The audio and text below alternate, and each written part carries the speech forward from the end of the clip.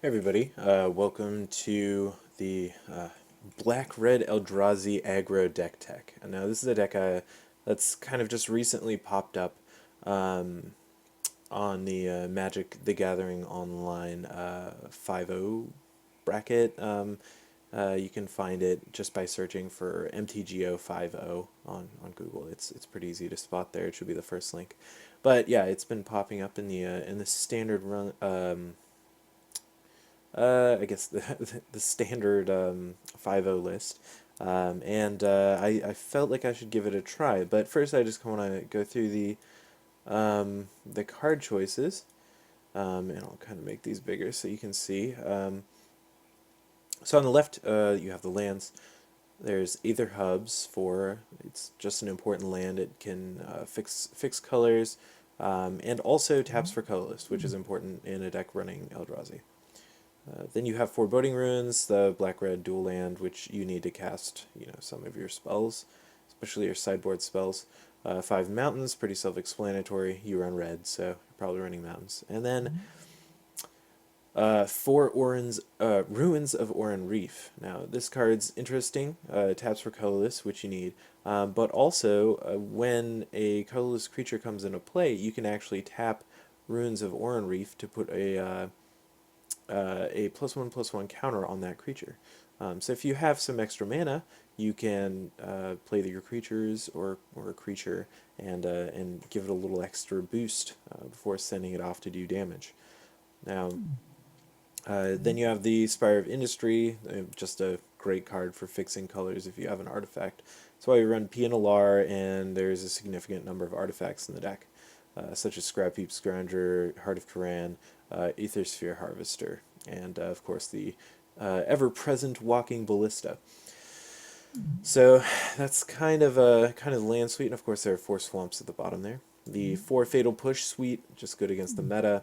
4 Heart of Koran, just an aggressive powerhouse of a card. It's the most pushed vehicle there is, I think. Scrap Heap Scrounger, recurring annoying threat. 3 Pianolars, they provide an artifact and 2 bodies. It mans Heart of Koran by itself. It's just a powerful card. Unlicensed Disintegration is excellent in this format. Just, unfettered removal is very powerful right now. So Unlicensed Disintegration gets to see play. And plus, if you have an artifact in play, nugging for 3 is often very relevant. And of course, 3 Matter Reshaper, a value card. Excellent. I love Matter Reshaper. It's just, it's my favorite. And 1 Aether Sphere Harvester. Kind of adds some energy, just kind of useful 3-drop, flies, gain some life.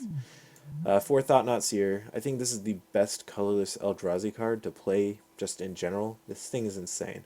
I mean, obviously, Eldrazi Mimic was really good back when you could play Eye of Ugin in Modern, but that's no longer a thing. Now, I think Thought-Knot Seer is probably the best colorless Eldrazi card, at least in Standard. So, I love this guy.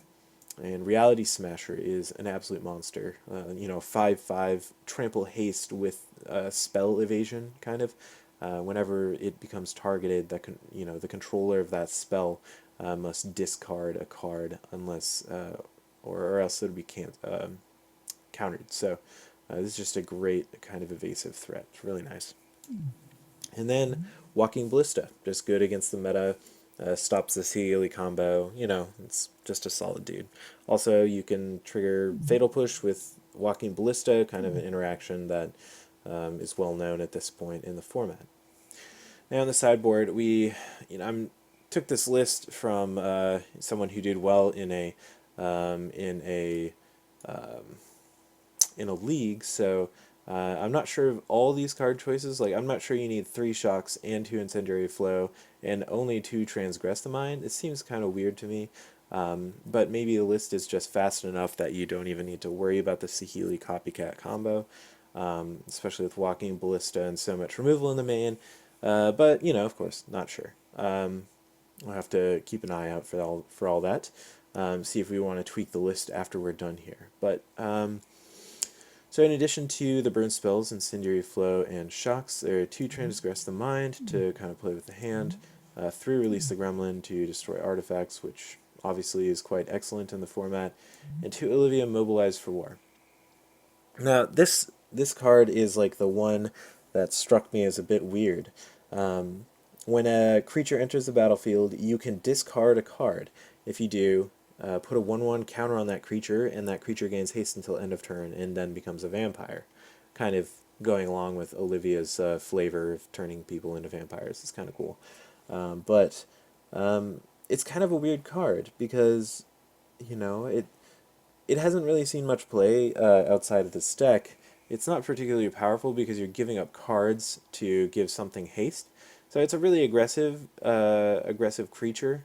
And I guess there just hasn't been a situation in which it's worth it. But these Eldrazi creatures are just so like powerful for the cost, and they're so big that giving them haste just seems like it's just good. So that's why Olivia is seeing play.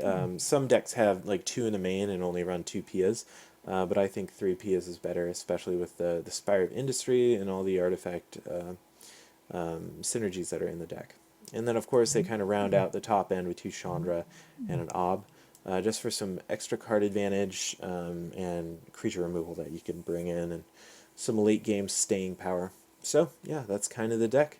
I guess we will start. We'll start a league here shortly, and we'll see you in round 1. Thank you so much. Bye now.